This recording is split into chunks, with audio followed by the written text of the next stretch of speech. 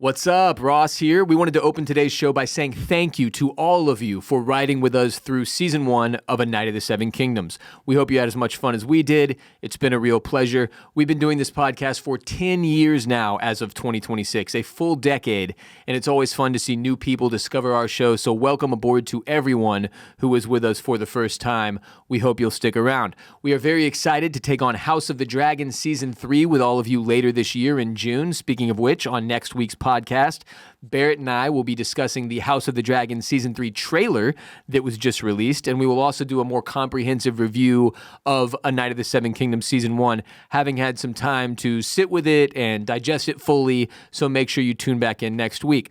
We'll also be back Tuesday of this week with an ad-free episode exclusively on patreon.com/oystersclamscockles, taking hotline calls from listeners and viewers, driving further discussion of everything we saw in A Night of the Seven Kingdoms Season 1, correcting things we mess up on today's show, filling the gaps on things we might have missed, and sharing context from book readers. But of course, we will not include spoilers for anything coming in the future. If you loved our coverage of A Night of the Seven Kingdoms Season 1, we hope you'll join us on patreon.com/oystersclamscockles. It's going to be a really fun year here at Oysters, Clams, and Cockles, so stick with us. We are always covering great TV, even when we're not in Westeros. Like in 2025, we covered Severance, The White Lotus, The Last of Us, The Rehearsal, Silo, The Bear, Task, The Gilded Age, and Pluribus. So we encourage you to enjoy our backlog by scrolling down on our feed.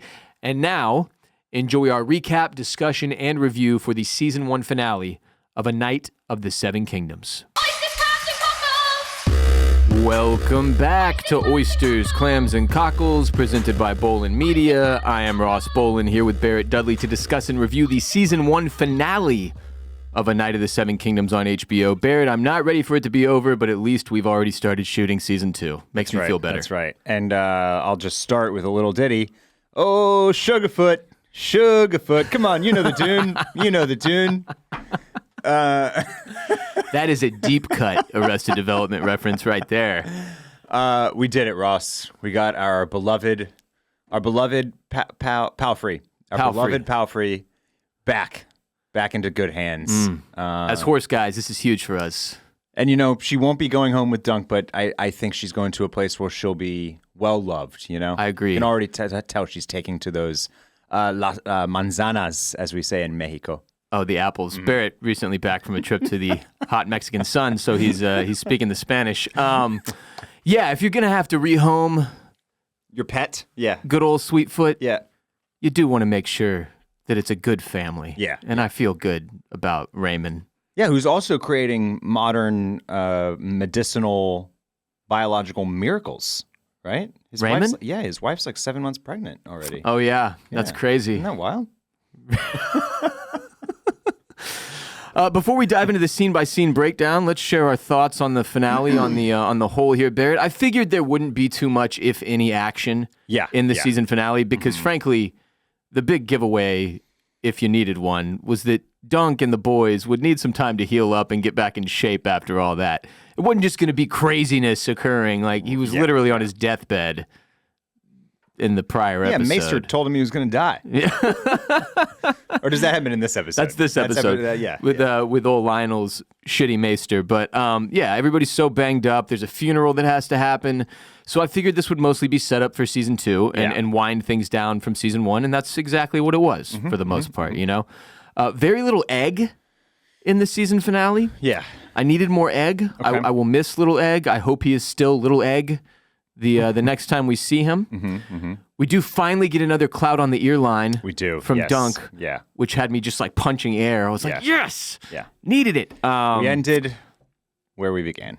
And in many ways, this was like a full circle episode. So, as far as Dunk's, guilt and self-loathing go, it sucks because we were so high on this show through the first 3 episodes because the tone and feel was so different than what we have been dealing with on House of the Dragon in particular, where everything is so dark and self-serious and very, very heavy, and everything was so lighthearted and fun and almost joyous in episodes 1 through 3 of A Night of the Seven Kingdoms. And I miss seeing Dunk happy. Yeah. That's one thing that as this episode wrapped up, I found myself sad about, because he's so beaten down, literally and figuratively, in this episode that I missed, the brightness that he brought in those first 3 episodes, and I hope it's recaptured in the second season. I imagine it will be in some form or fashion. Well, sometimes to build up a great man, first you must tear it all down. Another metaphor would be like sometimes when you need to look smacks, you have to bone smash your face so that your jaw grows back stronger than it was before. So it is known. That's kind of what I felt like we were getting here in this episode. Is a little bit of that. Like it was origin story without having to hit us over the head with, hey, check out how this guy got his beginning, got started. Yeah. So it felt like a little bit of like, this is what we'll kind of, we're laying the groundwork for what Dunk might become. And for these long-term adventures of Dunk and Egg, I guess. I'm totally with you. I think that I expect when we return in season 2, we'll kind of be back to some joviality, right? Some joy, some jokes. Yeah, some lighthearted banter. I'll be curious to see if season 2 follows pretty much the same formula. Right. Where like episodes 1 through 3 are good times and living it up and having a bunch of laughs and getting irreverent, and then 4, 5, and 6 are like the serious shit that happens in episode. I think it might be. In season 2. It feels like that might be the formula. Why would you not replicate that, considering the success of the first season? I think it's important to note this episode all but confirms that Dunk was never knighted.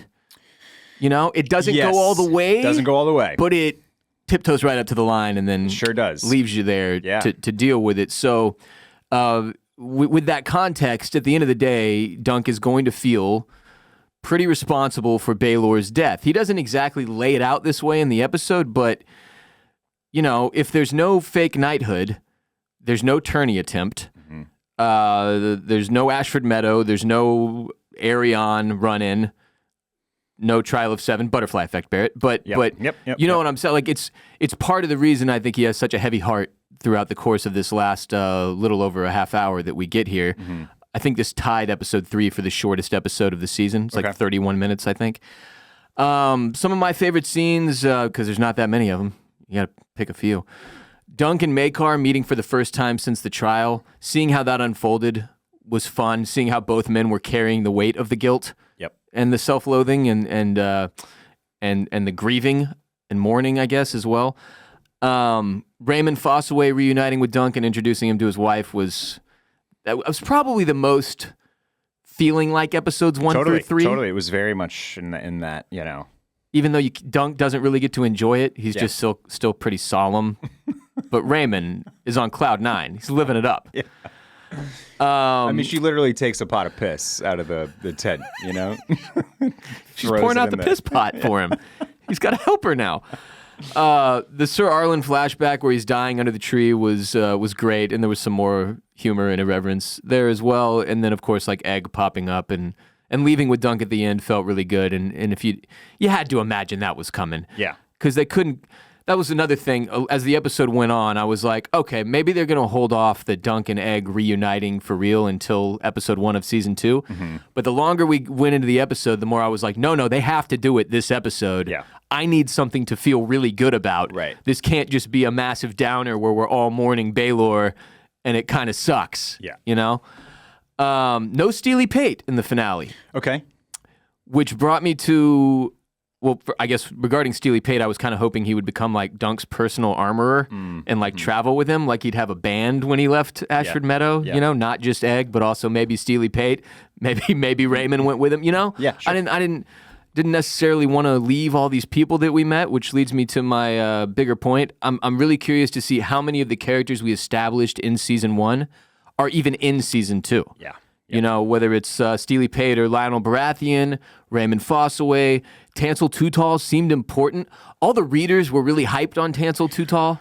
Well, I don't know if it's just because her name stands out. Won't bury the lead here. We suggested that they might follow her out Dorney Way, and then they all but confirmed that as well in the final scene as well. So I think Tansel Tootal is definitely coming back into play. Yeah, and so how many of them will meet again during the adventures of Dunk and Egg that continue on from here? I'm very curious to see. Yeah, I loved the opening scene with Lionel Baratheon. who's also licking his wounds, as you mentioned. These guys are beat up pretty bad.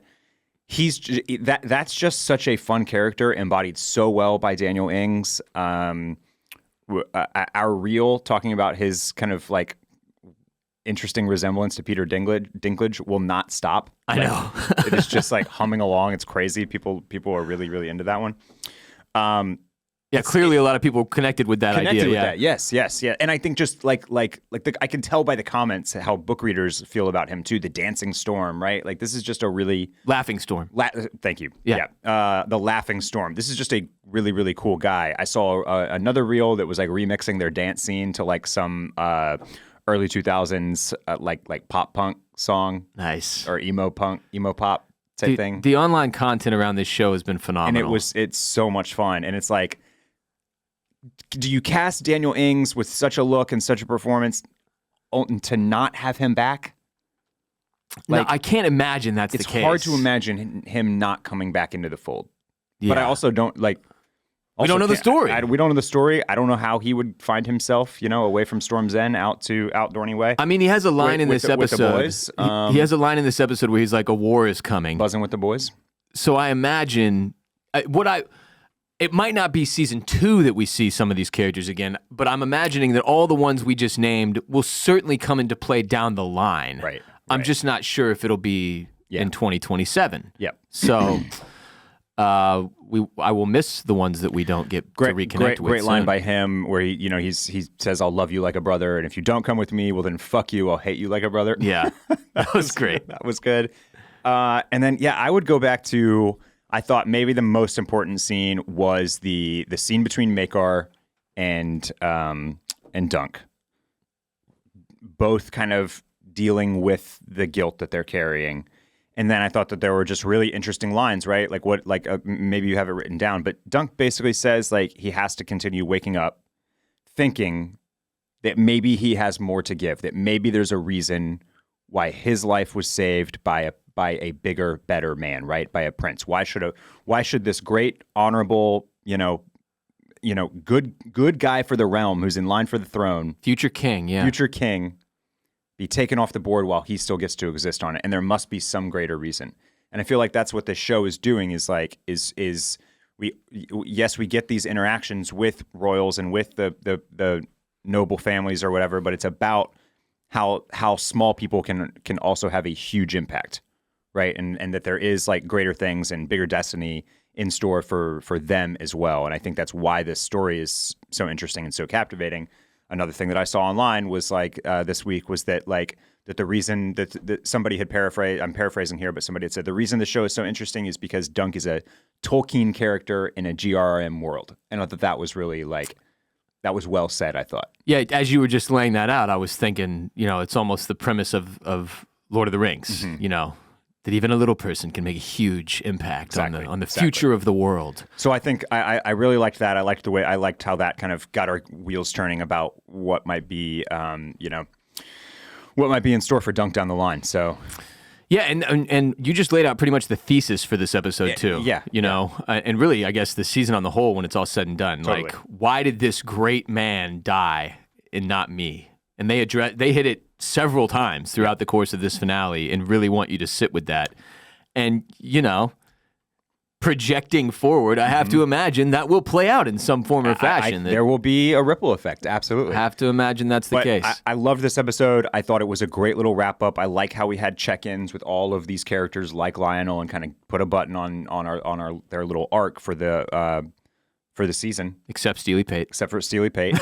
And then the little, the button on the end of it was great as well. It was. Where you think maybe a little egg got the okay from Maekar, who had a change of heart after all. Nah. Not so. Not so. Not so. That little rascal, they just can't keep a hold of this guy.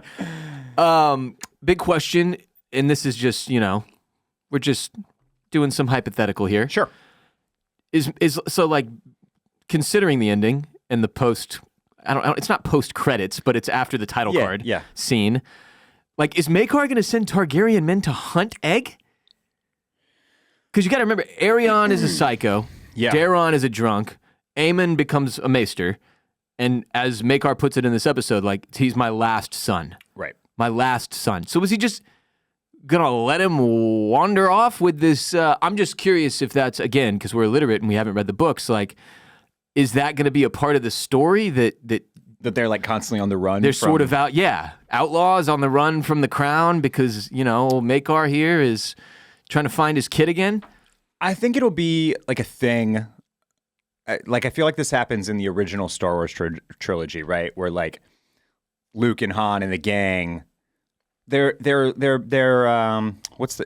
not refugees. They're rebels. They're not rebels. They're when you're like an escapee and you're running from the fugitives? Wall. Yeah, fugitives. Fugitives. Yeah, thank you. They're fugitives, right? But they're not like actively being hunted, but like if they see some Empire guys, some stormtroopers, they're like, oh shit, we gotta we gotta go a different direction. We gotta throw on our cloaks or whatever. Right. I could see maybe that situation happening where like it just plays Targaryen men factor. are on the lookout for these two. Yeah. But they're not like chasing them down with dogs. Yeah. Okay. Does that make sense? Yeah. To take it back to Lord of the Rings, it's not as if there's going to be 8 ring wraiths hauling ass after these guys at all times, constantly chasing them. It's not going to be a constant presence. Right.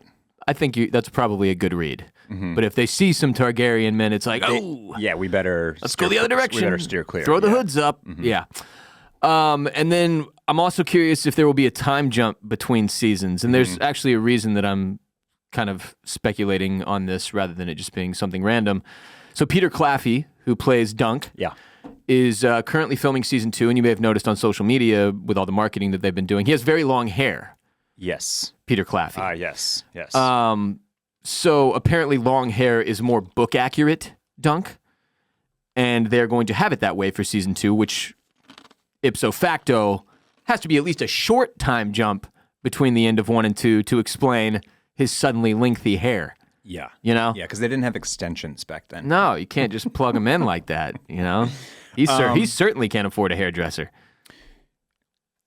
Back in the GOT days, we frequently wondered, how long does it actually take to get down the King's Road from the north to King's Landing, right? Right. It's a long time, I think, is what we ended up figuring out. It's like weeks. If not months. I can't remember, but yeah. Yeah, they're like, Dorne might be a trek. And like you're saying, like maybe we end up, maybe we kind of plop down with them in season 2, and they've been in Dorne for 3 months already or something. Rather than doing the full journey on the road. Yeah. Difficult to kind of suss out which direction they'll go with that. That'll be again, fun to see.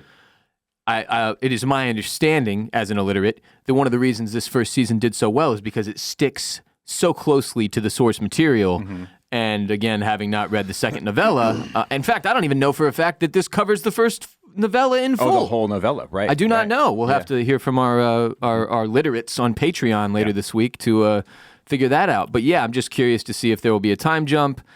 Peter Claffey and Dexter Soul Ansel and the casting director Lucy Bevan all deserve a ton of credit for being like the beating heart of this show. Mm-hmm. And I'm crediting the casting director Lucy Bevan for Peter Claffey and Dexter Soul Ansel specifically because they are the duo.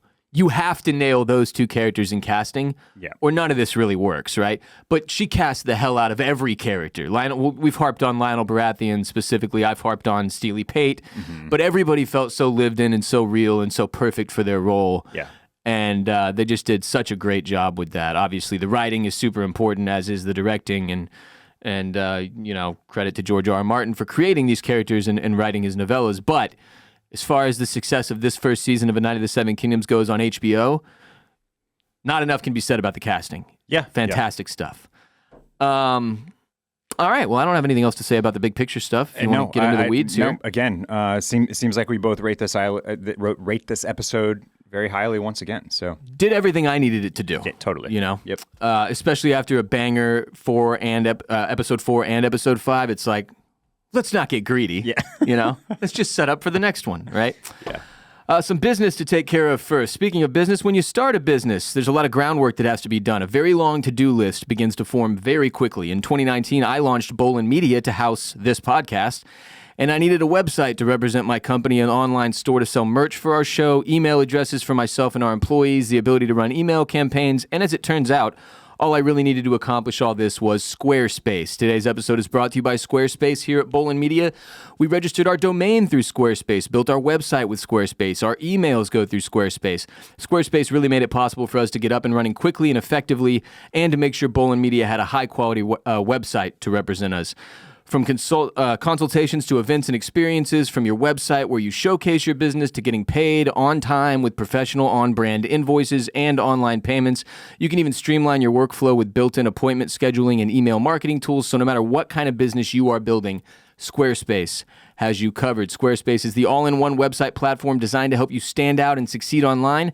Whether you're just starting out like we were in 2019 or you're scaling your business to make it bigger and better, Squarespace gives you everything you need to showcase your business, grow your brand, and get paid all in one place. I knew absolutely nothing about building a website, and you don't need to. I still don't know anything about building a website, and yet we have one. That's the point. That's what Squarespace is for. With their collection of cutting-edge design tools, you can build a beautiful professional online presence that perfectly fits your brand or business without any experience. You can start with Blueprint AI, Squarespace's AI-enhanced design partner, or simply choose from a library of professionally designed and award-winning website templates, which is what I did. But no matter where you start, your website is flexible to what you need with intuitive drag-and-drop editing, beautiful styling options, unrivaled visual design effects, on-brand AI content, and more ways to list what you offer. No experience required. Go to squarespace.com/OCC for a free trial. And when you are ready to launch, use code OCC to save 10% off your first purchase of a website or domain. That's squarespace.com/OCC, code OCC to save 10% off your first purchase of a website or domain and take your business to the next level today. Link and details in the description of this episode. All right, so this season finale, episode 6, is titled The Morrow, as in The next day. the next day. The tomorrow. The tomorrow of it all. Yeah. Written by Ira Parker and Ty McKell. Directed by Sarah Adina Smith, who did episodes 3 and 4 as well. On that note, this was seemingly a very small creative team that helmed season 1. Mm-hmm. Just 2 directors, the entire 6 episodes, just a handful of writers, including co-creator and showrunner Ira Parker. I hope they stick to that formula moving forward. Don't try to get too crazy with it. Keep the team tight. Yeah. Keep it tight. Keep as many of these OG season 1 people on as you can for as long as you can. And for the love of God, Ira, if you're out there, massage your relationship with George R. R. Martin. Keep that old goat happy, because we do not want any more of the drama that we consistently see going on behind the scenes with all of his other projects. So yeah, the season finale begins with some sad jazz music. What do you think about that choice to kind of pipe in some more modern tunes here? So it happens here, and then it happens for the roll credits, the end credits. Oh yeah. It was jarring at first. It also made a lot, like, it fit the moment of this episode. And so it created a weird dissonance at first, and then I decided that I liked it. Yeah. Like this show That's is pretty much how I was, yeah. The show is doing things differently, and I'm okay with like a weird little flourish like that in the finale, just to like once again set it apart a little bit. Like this is not your daddy's Game of Thrones. Yeah, don't play We Will Rock You. Don't go full Knight's Tale. Right. But you can get a little funky with the tunes if you want. And yeah, I'm with you. I think it worked. I don't know. I don't know. I need to sit with it for a little bit longer, maybe, because it was. I would love to hear more about that choice. Yeah. You know why? Yeah, and because we watch screeners, we obviously have not seen the inside of the episode or any discussion behind the scenes. Yeah. So I'm curious to see if there will be any discussion about that. But overall, I was, I gave it a check mark. Yeah, I basically went, huh. Yeah. And then moved on pretty quickly. But we see Lionel Baratheon and his creepy-ass maester looking down at Dunk, who sits beneath his elm, still bloodied and bruised from the Trial of Seven, as is Lionel, as you pointed out earlier. One really nice touch this episode pulled off. Lionel also beat to shit, limping around with a cane made of antlers. Gotta have the antlers on everything, these Baratheons. Raymond Fossaway is limping around as well. Maekar is still all bruised up, as well as the Kingsguard have got some facial bruising and such. And it felt important to me that you don't get unrealistic with how brutal that was, the Trial of Seven. Stick to the realism. again, I said it up top. That's why I didn't think much would go on this episode, considering all the injuries. But yeah. And I'll just add again, like, we can't help but compare this show to its predecessors, but like, it's not something I feel like we ever got in other Game of Thrones properties. Like, not there would really. be some big battle, some massive fight, and you'd see bruises and cuts and scratches, right? But like, everybody would still be moving and walking normally. Yeah. They wouldn't focus on the limping or needing a cane. I felt this. Like, Lionel limping around with that cane, like barely able to walk. I was like, that dude's fucked up right now. Yeah, you can tell he's going through it. Like, I hope he heals up properly. Pulls all the way back together. Yes. Gets back to 100%. Yeah.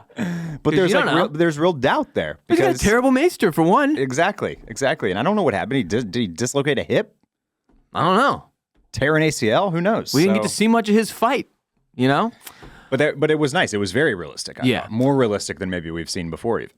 Been a wonderful tournament, says Lionel. Shame it's all over. Which is just, it's such a good line for a variety of reasons. One of which, obviously, like, we didn't get to see the damn tournament. I talked about the tournament every episode. I want to see the tournament. What's happening with the tourney? Tourney was the backdrop. Yep.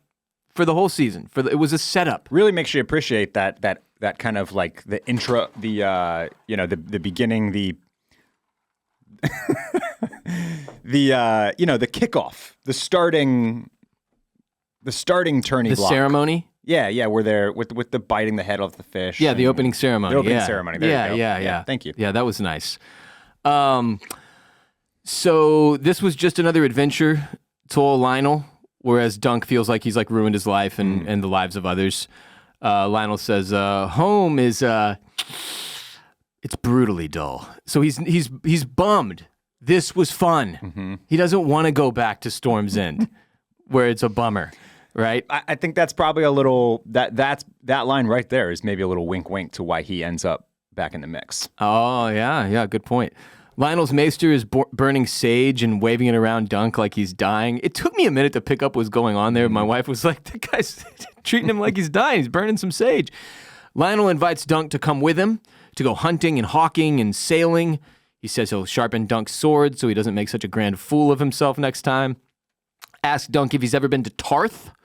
Shout out to Brienne.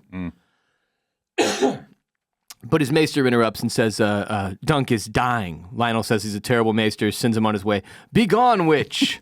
Fuck off with you. I'm going to use those. Lionel says, come with me to Storm's End and I will love you like a brother. And if not, well, fuck you and I'll hate you like a brother. Dunk says it's a fine offer, but all he does is bring pain and suffering to those around them. I always love this trope. It's a trope. When a protagonist sees something horrible that has happened as their fault, and then they get into this woe is me. Yeah. I'll just make everyone around me miserable. I should just be alone the rest of my days thing. Yep. Yeah, very much a classic trope. Lionel says, you've done the realm a kindness. You'll see that one day. The only good dragon is a dead dragon. So even before Robert's whole situation, rebellion, sure, the Baratheons had no love for the Targaryens. No. And it kind of just seems like at this point in history where we're at in the Night of the Seven Kingdoms, between House of the Dragon and Game of Thrones, like we talked about at the beginning of the season and kind of throughout, the Targaryens have lost their luster. Without having dragons anymore, it seems like everybody kind of hates these guys. Yeah. Everybody's sick of them. They're just a bunch of blonde assholes now. Yeah, that have burnt half the kingdom with these monstrous beasts that they couldn't keep a hold of, that caused all this destruction. God knows what else. We'll find out when we watch House of the Dragon Season 3. Yep. But yeah, there was several examples throughout. The Fossaway conversations about the Targaryens, the cousins Fossaway, both of them. And then Lionel here, so just something to note. Dunk doesn't like the way Lionel is talking about Baelor, of course, defends Baelor's honor, and Lionel snaps back in a kind of shocking way for me. I didn't expect this, but he's like, fuck that and fuck you. I fought for you. Harding, Beesbury, the fucking Apple Boy, we fought for you. Your prince fought for you against men sworn to protect him. He risked nothing. Yeah. And the gods don't favor a fraud. And that's some cold shit there. It was very, difficult to argue with. I was well, Kinda. Yeah, let's move on. I don't want to have to think too much about this. I really liked Baelor. I'd like to keep the pristine image of Baelor Targaryen in my mind. Well, I think both can be true, right? I think you're right. Baelor have done something honorable, but taken on certainly less risk by doing so. At least, surely on paper, everybody thought by making that decision, it was easier for him. It should have been easier for him. It should have been less risky. Everybody else, as we discussed well before that episode, right? Absolutely on the chopping block. Yeah, and Lionel is not wrong that, like, look, I get that you're sad about this guy that died. That's a real bummer. Mm-hmm. But, like, I also put my life on the line. Right. And I put it more on the line than that guy did. Yeah. And so did Harding and Beesbury, who died. Who did die, yeah. And, of course, the fucking Apple Boy. I can't remember his name. And what's Green fucking boys! So Dunk replies, then why have they favored me, the gods? And Lionel's like, this is not favor. This is mockery. There's a war coming. We could be a force, you and I. You'll consider it? He's like, all right, good. And he rides away. So what'd you think about old Lionel here? I think it was our last time seeing him, It was, isn't it? yeah. Yeah, that was it. Checking out for season 1. See you later, Lionel.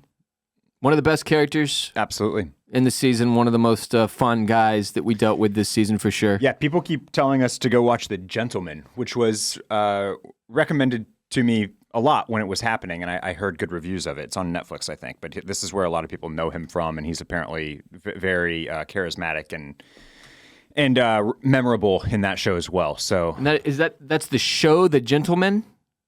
yeah. Or is it a movie? There's a 2019 movie called The Gentleman. Because I've seen these. Isn't McConaughey in one of these? Yeah, he's in the one called the 2019 movie called The Gentleman. I think Ings is in the series. I think he's in the TV series on Netflix. Is that what I'm thinking of? The Gentleman? Yes, you're correct. Yeah. So there's I guess I think the TV show is based on the movie. I think that's right. Yeah.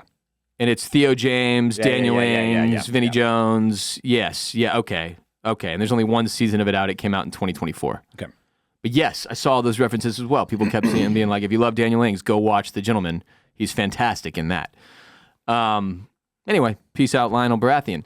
Hope we see you again. Yeah. So from there, we bounce over to the funeral for Baelor of House Targaryen, Prince of Dragonstone, heir apparent to the Iron Throne, hand of King Daeron the Good. I don't know why the word apparent got snuck in there. I noticed it too. I thought he was just heir to the Iron Throne. Heir apparent makes it sound like he hasn't been officially announced, but it's apparent that he will be the heir. You know? Yeah. And especially because we've watched seasons 1 and 2 of House of the Dragon. There's this whole deal, like, you got to name the heir so that it's not just apparent. Right. You know? Right. And he picks Rhaenyra, and it's a huge deal, and everybody freaks out and goes crazy. I don't know. It might not have been a big deal here. I just thought that was interesting that all of a sudden it slipped in. To the Iron Throne. I guess just because when everybody is like sitting around chatting about him, they say, apparently he's the heir to the Iron Throne. Apparently he's the heir. That's good enough for me, Barrett. Yeah. This is a good note though. This is actually a really good note because we've been talking about like the likelihood of the witch's prophecy from earlier in the season as in regards to Egg. And I kept saying, like, well, look how many people have to come off the board for that to happen. Yeah. Many sons, many brothers' sons, right? But, like, if you just get to pick, if you can just name one, if you can just name one that, like, has the right last name. Maybe he bounces up the board. Maybe he bounces. Yeah, maybe he ascends the draft board there. Yeah. You know, his stock is rising, his draft stock. A shocking number 1 pick he could be one day. Old Egg. Yeah, so good note. Many people online are saying that Egg has got that shit on here at the funeral. Oh, is this when he's rocking the beret? Yeah. Yeah. That his dad made him wear because he doesn't like that he shaved his head. Yeah. I just didn't realize the beret was an option in Westerosi fashion. I did not either. Yeah, no. I didn't realize that had come into the fold. And people said he looked like a little Black Panther out there. I was cracking up, man. The Targaryen funerals don't hit the same when there's not a dragon there to light the pyre.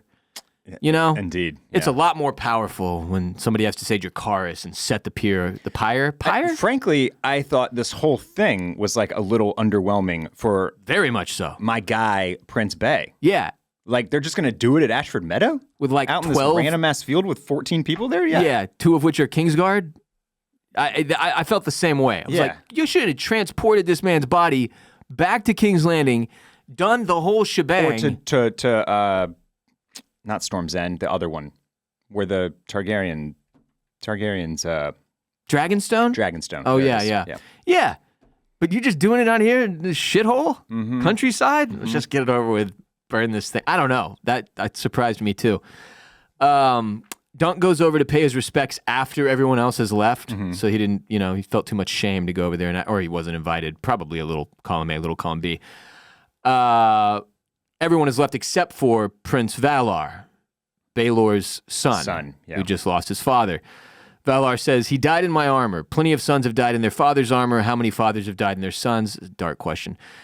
Valar says Baelor had it in him to be a great king, the greatest since Aegon the Dragon.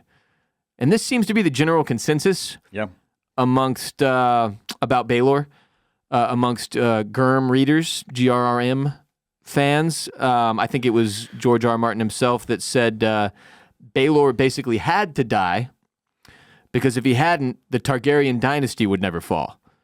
Like, he would have reestablished them as this great family. Therefore, he felt the need to remove him, which is just sick thinking. That's a lot of hype and pressure to live up to, though. Speaking of draft stock, he could have been a bust. No, it's I guess in George's mind, he was like, "This is the guy. He's the one that would save this family. Therefore, my sick ass must find a way to kill him in a traumatizing manner." Did you notice anything about Prince Valar here? Yeah, he's got the Polly Walnuts Targaryen wing, the blonde streak. And I don't know if I like that. Aesthetically, I liked it. It was cool. It was a cool thing. It just seems notable from the whole family tree, who banged who thing. Yeah, and it's getting so muddled, right? With there's brunettes, and there's all these white-haired, crazy blonde Targaryens, and then there's this kid. Yeah. And he's just got a streak. Yeah. Yeah. Also, Maekar, I noticed he was wearing the Hand of the King pin already. No shit. Yeah. Oh, I was looking for it. I couldn't find it. I'm pretty sure I saw it right on his chest. Oh, man. Don't you need to get named by the king? Maybe he already did. Got a raven. That was fast. Don't know. Yeah. Valar asks Dunk, why would the gods take him and leave you? Dunk says, I've wondered the same. And then he's like, be gone with you, Sir Duncan.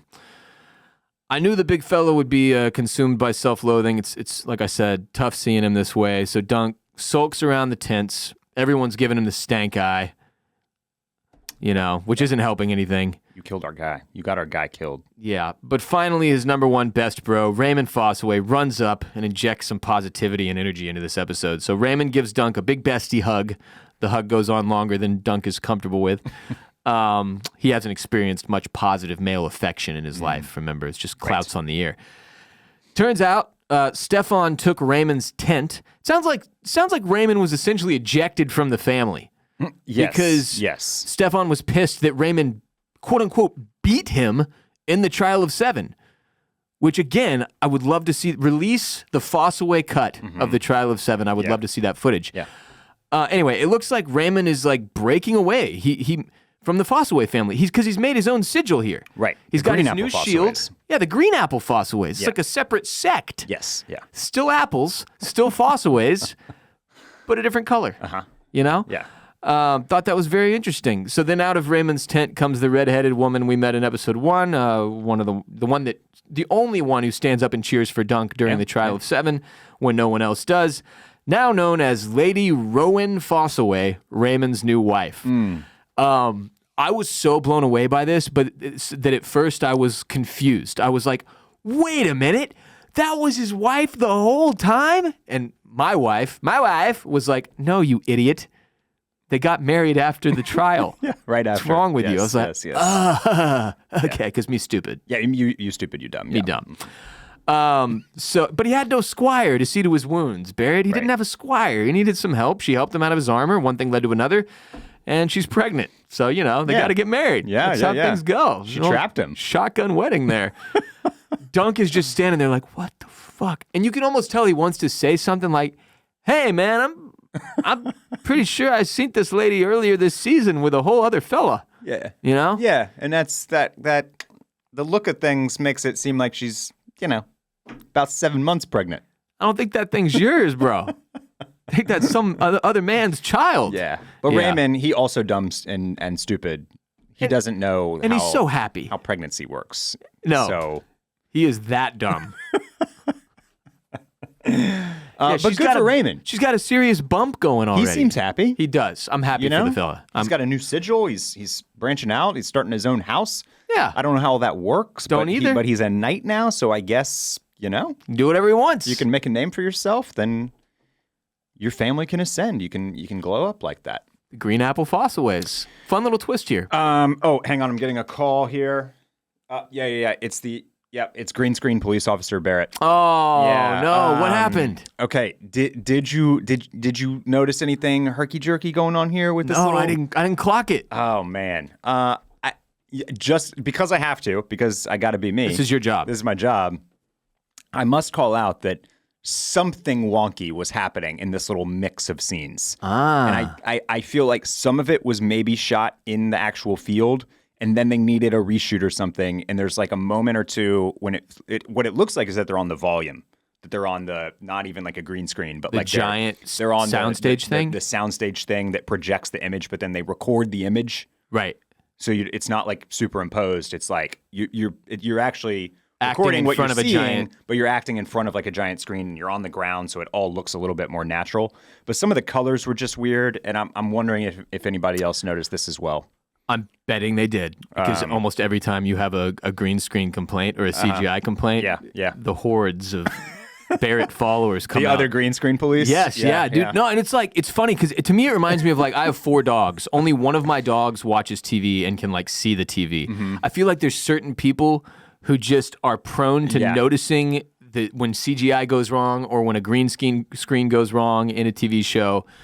And as we've talked about over the course of this season, this show was supposed to come out in 2025. Right. They delayed it without explanation. And then through the grapevine, it came out eventually that they did reshoots. Yep. And it makes me wonder, maybe this was one of them. Maybe this was something they had to... something they needed to massage or add. Yeah. But I liked the scene, a little bit of a break, some fun, some irreverence here with with Rowan, the former Hua. Hua! Is that safe to say? And honestly, I didn't even put together what you just pointed out, that not only is this clearly not his kid, but she's far along in her pregnancy. I thought she was just kind of bullshitting, rubbing on her belly. No, there's a shot where you're like, oh, she's got a bump already. Like she's pregnant. She's pregnant. Yeah. And that ain't how it works. Yeah. Overnight. At least I think. I'm curious if maybe I'm wrong here. I don't think you are. But I think it's just that me stupid, me dumb. Yeah. So upright a couple of Targaryen representatives who say Prince Maekar demands a word, not asks for it, he demands it. So Dunk goes and sees Maekar. Great scene here. Maekar tells Dunk he's sending Aerion to the east because maybe a few years in the free cities will change him for the better. Somehow, though, I doubt that. Yeah, especially if he runs into Tanner Lannister out there, Yeah. They're just going to get into some special K. So wait, question. Free cities. Essos, Bravos. Is old Dorney Way out there? No. I don't want to see this kid in season 2 is what I'm saying. No. Aerion's evil ass. You got to go across the narrow sea to get to the free cities. 10 years in of the this, east. And I still don't have the map in my head. Dorne is, I'm pretty sure it's down southeast of King's Landing. Okay. So it's attached to the greater body, to the continent. I don't think you have to cross any water. It's not across the narrow sea to get to Dorne. Okay. So I think Dorne is down south. Okay. And Essos, Bravos, the free cities are east. Is Dorne where those evil chicks? Sand snakes. The sand snakes. And Oberyn. Yeah. There we go. Okay. I think you're right. Yeah. I think you're right. Okay. Well, hopefully we'll avoid Aerion in season 2 then. Yeah. Regardless, it does seem Maekar is at least holding Aerion partially responsible for what happened here. He's kind of parsing out the blame. He's like, you get a little, I'll take a little too, but hey, not too much. He says, some men will say I meant to kill my brother. The gods know it is a lie, but I will hear the whispers till the day I die. Did you take him at his word? I believe him. Yeah, I think so too. I believe him. I believe him. I think he freaked out. He made a mistake. I wish he would take more responsibility for that mistake and for just the whole way this unfolded. Right. And I'll have more to say about that. But yeah, very famous lines here straight from the novella. And I know they're straight from the novella because I saw them thrown around all over social media after episode 5. People were like, it's not Makar's fault. Don't blame him. He didn't mean to. Look at this quote from the novella.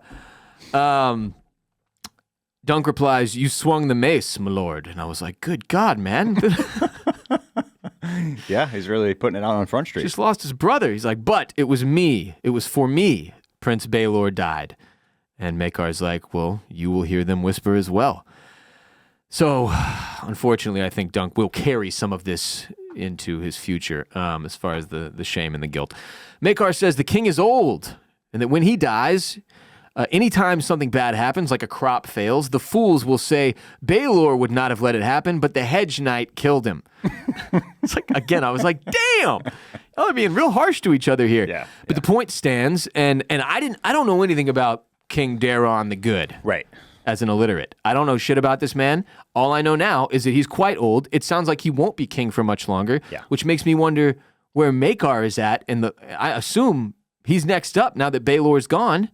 Well, again, this brings up your very good question about heir apparent versus actual heir. Like, do they not do the British royalty thing of it's your first son's first son type situation? I think they do that, and the reason it's different in House of the Dragon is because Viserys does not have a son. Yeah. So he has to pick either his brother or his daughter, which is something that's never been done before and people frown upon. But by like standard royal lineage, historically, I think this would be Valar now in the heir apparent. But Valar's Baelor's son. But Baelor was the heir apparent. So it would be the first son's first son. So second son gets tossed to the side? Right. Oh. Yeah. Yeah, fascinating. I don't know. We'll have to see. Like, for example, we'll just take it to British royalty. Prince William's son, George, Prince George, is in line for the throne after Prince William. It doesn't bounce over to Prince Harry. Right? Okay. Like if Prince William were to tragically pass young, like his son would then be the next in line for the throne. Huh. Yeah. How about that? Dunk brings up how if he hadn't fought, he would have lost his hand and foot. It says this morning he considered whether or not just losing one would have been better. Essentially, he's like, would I have spared a foot to save Baelor's life? Should I have just taken the punishment? But it doesn't seem like he was willing to cough up a hand and a foot, just one. He's like, I could have given up one. Yeah. Dunk then ponders aloud whether or not a morrow will come when he'll have need of that foot, when the realm will need that foot even more than a prince's life. There you go. And I love how this is laid out in a way that makes you feel like both he's coping and maybe. Yep. Like it feels like a little bit of a cop-out, like, but maybe I'll be super important, but also like, actually I feel like there's a real possibility there. Yep. Makar, of course, says not bloody likely. The realm has as many hedge knights as hedges. We get a little shot of Egg listening in, eavesdropping on this meeting. Makar says his youngest son, that's Aegon, a.k.a. Egg, has grown fond of Sir Duncan, and it's time he became a squire, but Aegon has said he will serve no knight but Dunk. So he's put Makar in a real tough spot here. So Makar asks Dunk if he'll have Egg as a squire, says there's a place for Dunk at Summerhall, which is a name I've heard a lot. Dunk will swear his sword to Makar, and Egg can squire for him. And while Dunk trains Egg, Makar's master-at-arms will finish Dunk's training. And Dunk's reply is, I beg your pardon, my lord, I do, but I think I'm done with princes. Poor little Egg sulks away from his eavesdropping spot. So how'd you like the scene, Barrett, the meeting of Dunk and Makar after the loss of Baelor? Probably the biggest, most important scene in the ep. Yeah, my only thought is like, Makar, you swung the mace, dude. You're literally the one who killed him, man. So like, maybe, and also, you killed him because your twat son Arion demanded this trial of 7, and tried to rig it so Dunk wouldn't be able to field a team, which caused Baelor to jump in. Right. You know, so this is on you and your shit son, like it or not. Yeah. That being said, yeah, my read was that Makar actually did love his brother, that this was not some intentional thing. There was no harm actually intended, and that he's really grieving here, you know. Still offers for Egg to be Dunk's squire, so you can't really hate Makar here. You kind of feel for both men, right? Makar and Dunk. And you at least have to sort of understand why Dunk says he's done with princes here. Mm-hmm. I'm sure Egg is a very nice person. I just don't want to see Dunk spend all of his money getting him all glittered up for Easter. It's another Arrested Development deep cut. If you're a nicotine pouch person like me, listen up, because today's episode is also brought to you by Lucy. Lucy makes what I believe to be the finest tobacco-free nicotine products in existence. I've been rocking with Lucy for a couple years now as a result. So what makes Lucy the best? We're talking 100% pure nicotine, always tobacco-free, made for your nicotine routine and delivered straight to your door. You simply choose your form. They've got pouches, breakers, or gum. Then choose your strength, anywhere from 2 to 12 milligrams. Then choose your flavor, mint, apple ice, espresso, mango, etc. Then save yourself from the weekly gas station stop by signing up for a monthly subscription. There's no commitment. You can cancel anytime, and boom, get that Lucy delivered straight to your door. I am a breaker boy. Love the breakers. Breakers only. I get the mango breakers. It's my favorite flavor. Lucy has the perfect balance of nicotine and flavor, and in their breakers pouches, there's a little ball you can bust for an additional flavor burst, which is awesome. I enjoy it. Lucy is superior to all the other nicotine pouches I've tried, and I have tried them all. A lot of the other people's pouches make your mouth feel all dried out, give you that cotton mouth crap. Not good for podcasting. Don't like that. Lucy is juicy, not going to leave your mouth dry, which is huge. If you're a pouch user, you know how annoying that can be. Let's level up your nicotine routine with Lucy. Go to lucy.co/OCC and use promo code OCC to get 20% off your first order. Lucy has a 30-day refund policy if you change your mind. Again, that's lucy.co/OCC, code OCC to get 20% off. And here comes the fine print. Lucy products are only for adults of legal age, and every order is age verified. Warning, this product contains nicotine. Nicotine is an addictive chemical.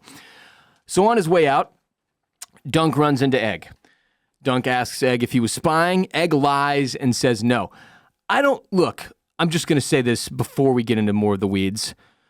I feel like a lot of what this episode is doing is, in terms of Egg, in terms of the Egg of it all, was trying to get you to evaluate, is Egg going to be a monstrous bad guy down the road? Yeah. Okay. And so with that context, when he's like, hey, were you spying? And Egg is like, no. I was like, this kid lies pretty freely. Like, you know what I mean? I docked him a point right there. Okay. I was like, don't do it, Egg. Don't go to the dark side, Egg. I did think in that moment, I was like, I remember my brain, the gears turning, and I said, but he's gonna pause here and then go, yes. But he didn't. Did not correct it. And I did think he was going to do that. Yeah, see? Yeah, I don't know. It worries me. Egg tries to ask Dunk about how much pain he's in, but Dunk just says, I can't, Egg. I'm sorry. So Egg replies, maybe you're not the knight I thought you were. And he walks off all sad. Yeah. Real bummer. We think they're breaking up. Our duo. No, we don't, because we know. Dunk and Egg. Adventures of Dunk and Egg. Yeah. The whole thing's Dunk and Egg. You have to know they're getting back together. So from there, we do another flashback to Dunk and Sir Arlen of Pennytree, right back where this season started. Yeah. Sir Arlen explains that when a lord calls his banners and sends the boys off to war, it was custom for each to nail a penny to the oak tree in the square, and if they return, take the penny down. He says it was a great old tree, and yet it was often hard to find a spare bit to nail a new penny. Meaning, a lot of dead boys. Boys didn't come back so often. Dunk asks, why did you never knight me? Did you think I'd leave you? I wouldn't have. But Sir Arlen doesn't answer. In fact, he appears to have passed away. Dunk begins to weep. Psych! Sir Arlen is back and finishes his story, and that's why they call it the penny tree. A true knight always finishes a story. My wife was like, holy shit, did he just fake his death to have to avoid answering that question about Dunk's not being knighted? And I thought it was more of that he literally kind of like passed for a second and then like bounced back. To finish the story. And then pretty immediately thereafter dies. I took it, and it's open-ended. You mentioned this up top, but like, could he have stayed alive a little bit longer and knighted Dunk there? Yeah. It's not beyond the realm of possibility. Correct. But it does seem, especially with the context of what he says, that a knight always finishes a story, that he kind of like came back, finishes that story, and then probably croaked. Is Yeah. my I think that's the straightest A to B line. You know, the easiest way is usually it's like Occam's razor or whatever. Yeah. The simplest explanation is usually the correct one. And he doesn't look like a man who's about to like regain the ability to stand and do things. Yeah, like right. he's done. Right. He's keeled over on this tree. That's the exact spot we see Dunk bury his ass in episode 1. Yeah. So I don't think he ever knighted him. We flash back to the present, but I think Arlen died right there shortly after. And we're present day with Dunk and Raymond Fossaway. They're in a tent where everyone is drinking to Beesbury and Harding, both Humphreys, who passed in the trial. Beesbury's coffin is in there, covered in bees. Barrett? Why would they put beads on the coffin? Bees. Bees? Bees? Bees. Bees. I guess we'll see who makes more honey. Yeah, exactly. Raymond's wife informs him that they get the bees to swarm like that by putting the queen bee in Beesbury's coffin. #bee magic. I'm not going to lie because me dumb, me stupid. It took me till my second watch to actually understand what this meant. I thought she was making a joke or a jest that A jape? there was a queen in the coffin. Like, I don't know. I'm a moron. The queen bee. Second watch through, I was like, oh, they put the queen bee in the coffin. All the other bees swarm to the coffin. Yeah. It's a cool little bee trick. Yeah. Yeah. How's Beesbury? Strong branding. Really strong branding. Yeah. They really go all the way with it. They're involving the bees, you know? I was also reminded by one of our listeners / viewers that we have seen a member of House Beesbury Yes. die and lose his life. House of the Dragon. Old boy who gets his head smashed into his little marble ball thing. that you get when you're on the old what do they call it? The council. The small council. The small council. His small council marble. He got his head smashed into it. Yeah. By Kristen Cole? I think so, yeah. Okay. I'm pretty sure. Well, anyway, Psycho. House Beesbury, been in the mix. Never acknowledged them before. I'm doing it now. She also implies, Raymond's wife does, that he may suffer from CTE. She's like, all that fighting out there, your brain's just sloshing around in your head or whatever, because he's an idiot like me. Him dumb, him stupid. He doesn't understand the bee coffin thing. Then Dunk hears Daron the drunk asking for his cup. So Dunk goes and asks Daron if he has no shame coming here, says those men are dead because of you. Everybody's trying to pass around the blame. See, they're all trying to pass it around. Dunk says he already told Makar that Egg is not his concern because Daron is like, you gonna take my little brother to Squire for you? Daron has a very important line here. You know, my brother wasn't always such a little monster. Shout out to Lady Gaga. Daron is, of course, talking not about Egg, but about Arion. The point being that Arion was once a lot like Egg. That when he was young, he was quite the glad child once. He liked fishing, you know? So again, this is where I started to get up in my head. I was like, no, don't set us up like this, man. I don't want this show to be like so Germ, where it's just this dark turn for Egg down the road. Anything else from that exchange? Well, he implicates further, right? That living with the Targaryens, that being part of the family at the castles, growing up with their madness surrounding them, right, is what turns them. Yeah, he questions. He offers that what does he say? He says something about a lot of people think that madness is genetic. Is genetic, that it's in the womb. You come out the womb and you're a crazy person, right? But what if it's not? What if it's in that, right? That's his description of Arion. Arion was actually pretty normal kid. Nature versus nurture, Nature Todd. versus nurture, exactly. Nature always wins. Yeah, and so basically yo, please take my little bro here away from all this. Yeah, so that he might be saved. Yeah, Daron, low-key, the most Baelor-esque Targaryen we have met. He's just shit-faced because he has this debilitating dream disorder and that he doesn't want to deal with. So, yeah, very important stuff there, it seemed, from Daron. We bounce over to Egg, who's just sitting on his bed. Hasn't even touched his whole fish dinner. Just a big fish with a knife stuck in it on a plate. It looks so not appetizing. What is that? Don't is it know. just a raw fish? I don't know. Looked like a meal fit for Gollum, not a young prince.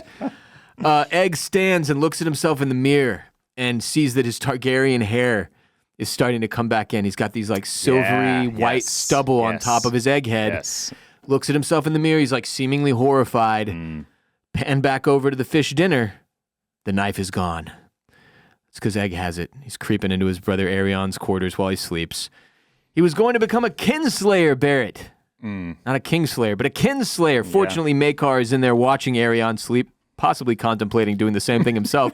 I don't know why he's just creepily sitting in the corner. Well, Aerion's not doing so hot. He's also very badly burned. Yeah, the femoral artery, man. Yeah. They got him good. Dunk did.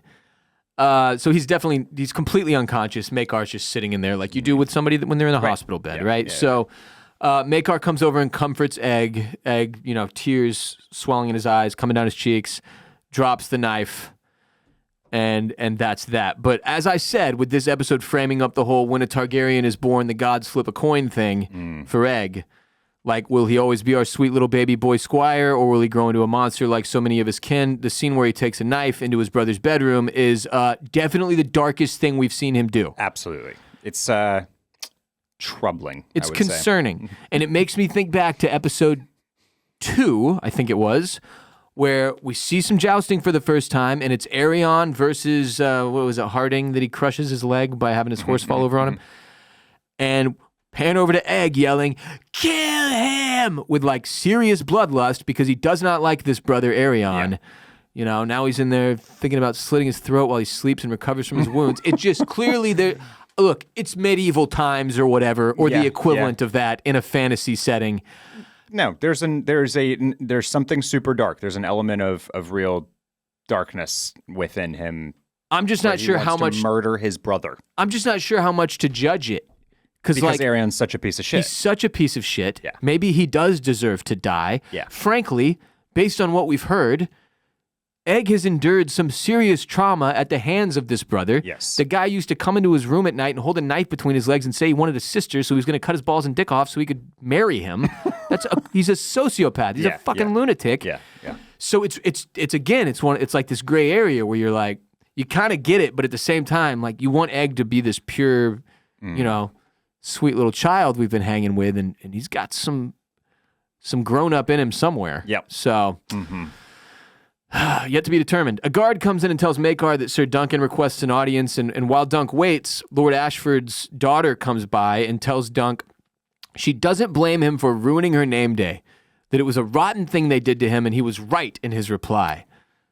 Such a random scene. Where did this come out of? I don't know. Where did this come from? She's bullying him 3-4 episodes ago. And now she's just like got such, I don't know. This had an effect on her. This whole Ashford Meadow tourney thing.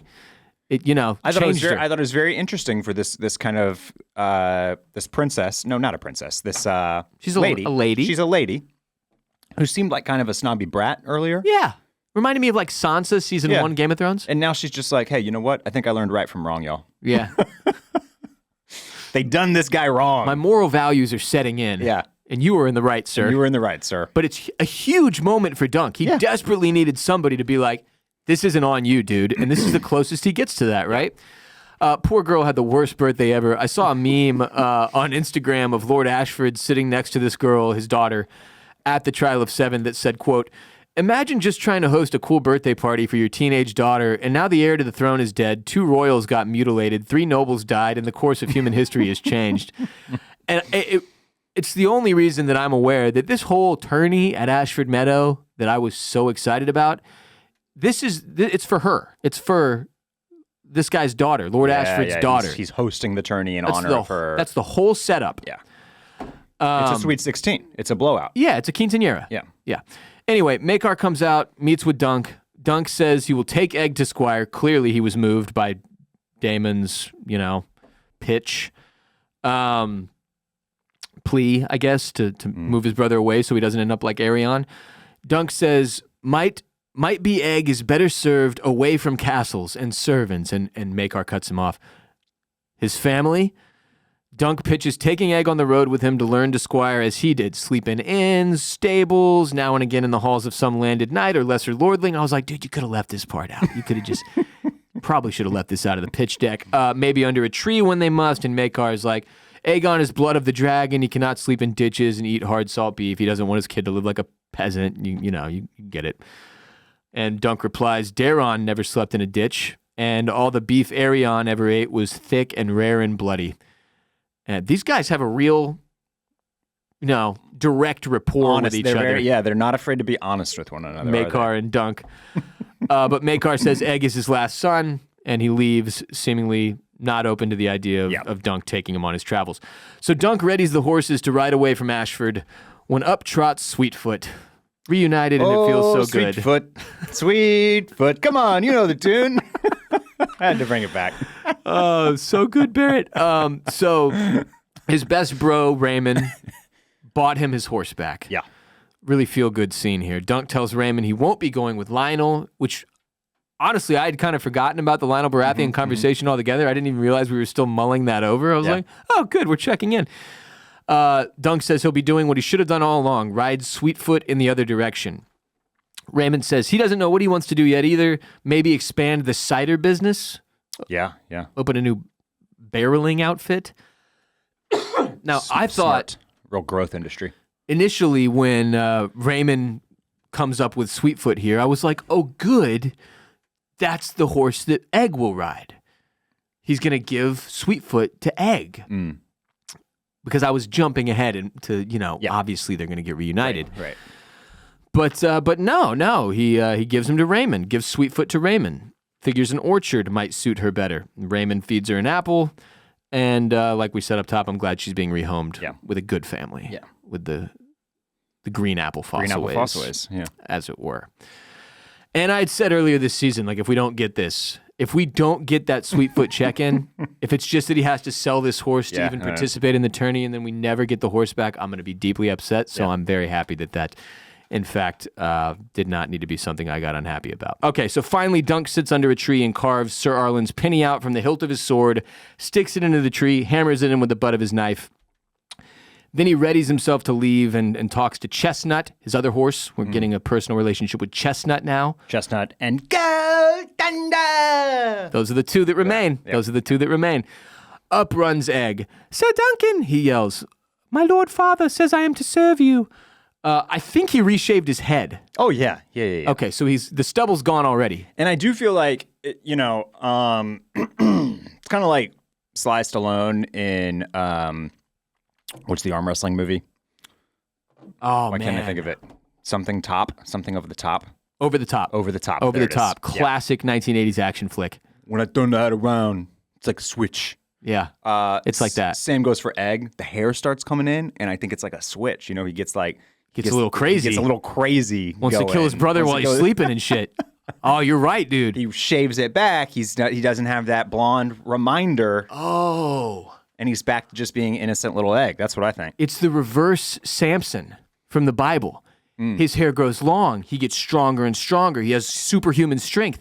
They cut his hair. Oh. Samson's strength is gone. Okay. It's the reverse Samson. Reverse Samson? His hair grows out. He goes fucking crazy. Burns the world down. Keeps it shaved. Yeah. Everybody's safe. Yeah. I love that. Yeah. Dunk replies, serve you, sir. So he gets right back on his game here. And he says, Chestnut's yours, treat her kindly, and I don't want to find you on Thunder unless I put you there. So he can yell, he can do his chant. Hit us, Barrett. One more time. Go Thunder! But he can't get on her unless old Dunk says so. So as they ride away from Ashford, Egg asks where they're going. Dunk says he doesn't know, but supposes they could go anywhere in the 7 kingdoms. 9, Egg corrects him. He's like, are you mad? And Egg says, is that relevant? I thought that was interesting to sneak in there, man. That's a very specific adjective related to the Targaryen family. Yeah. And so Egg counts the kingdoms: Crown Lands, Westerlands, Stormlands, Riverlands, the Iron Islands, the North, the Reach, the Vale of Arryn, and Dorne. That's 9. So what the hell? I have no idea. This blew my fucking mind. Yeah. It blew my mind. Dunk is like, well, I'll be damned. So the 7 kingdoms refers to the 7 independent realms that existed on Westeros when Aegon the Conqueror arrived. Okay. Not the 9 administrative regions that exist later. So it's like a technicality. Okay. But like it's the 7 kingdoms. That's what it's known as. The fact that at some point it splinters into actually being 9. Yeah. Rather irrelevant. People call it the 7 kingdoms. Kind of like the Big Ten. Yeah, exactly. Has like 40 teams now. Yes. Yeah. Exactly like that. So the name persists as a traditional and sometimes inaccurate title for the unified realm, despite the Crown Lands and Riverlands being broken off into separate provinces. So they ride off down the road together as the music picks up, and the ghost of Sir Arlen comes and rides along with them for a little bit before like peeling off on his own. Yeah, very reminiscent of the Paul Walker's final Fast and the Furious movie. Oh, yeah. Where they got the little, he's riding in the car next to Dom, and then he takes the way off. Yeah. Cue the Wiz Khalifa, Charlie Puth song. Beautiful moment. Yeah. A classic film moment. Yeah. But here's a ghost for you, everyone. It's been a long night. I didn't have to conjure this ghost up, though. They just stuck him right in there. Yeah, right. This is an actual, a real-life ghost, finally. For the love of God. It's been years. We finally got one. Beautiful stuff. Title card. Of course, we get a post-title card scene with the Targaryens riding away from Ashford and Maekar realizing Egg is not with them. Where the fuck is he? Love this. Maekar is like the Kate and Peter McAllister of Westeros. He just keeps losing the same kid. Right, yeah. Kevin! But it's Aegon! And he's just constantly missing. And that was that. Apparently, this is a pretty big reveal that is never like directly addressed in the novella. It sounds like this is maybe something Gurm gave Ira Parker credit or gave him permission, like, go ahead and answer this question for people. Okay. Like, it's never explicitly proven one way or the other. Because, like, if they don't put this scene in, we're all assuming Egg is telling the truth. Yeah, that Maekar was like, Maekar changed his mind. Yeah. Decided maybe this will save him. Yep. Keep him from turning into a lunatic. He can go travel with Dunk. It'll be good for him. Whatever. Yep. But no, he didn't. Maekar did not change his mind. Right. He expected Aegon to be with his family, traveling out of Ashford Meadow, and in fact, he ran away again. Yep. And so he's a little liar, Egg. In all seriousness, I'm not souring my impression of Egg. I still love this little kid, and I think he's got a good heart, and I'm hoping long term that he'll be okay. I think he will be now that he's leaving his family and, won't be impacted by all this lunacy that goes on in King's Landing. Yeah, I mean, as long as they're well stocked on razors. Yeah, got to keep shaving that shit. Keep that shit down, man. You can't let that grow out. But it was fun. Yeah, it was a good, fun little ending there. Yeah. To kind of cap things off for the season. And did you note that it's like Night of the Seven, and then it says changes to Night of the Nine Kingdoms. Night of the Nine Kingdoms. Yes, I thought that was really funny. I obviously assume they won't be changing the title of the show moving forward. But a fun little another jape. Another Love it. Another winking moment. Another jest. And that was that. And I liked that it gave some of the lighthearted irreverence and silliness sort of in the final moments to kind of remind you that that's a piece of what they've established here with this first season. Yeah. And then we'll head on towards season 2, which I said is already being filmed.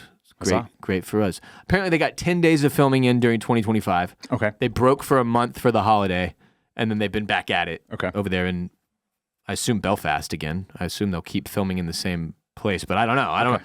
In fact, I have absolutely no idea because I don't know that this will be set in an area that looks the same as this season did.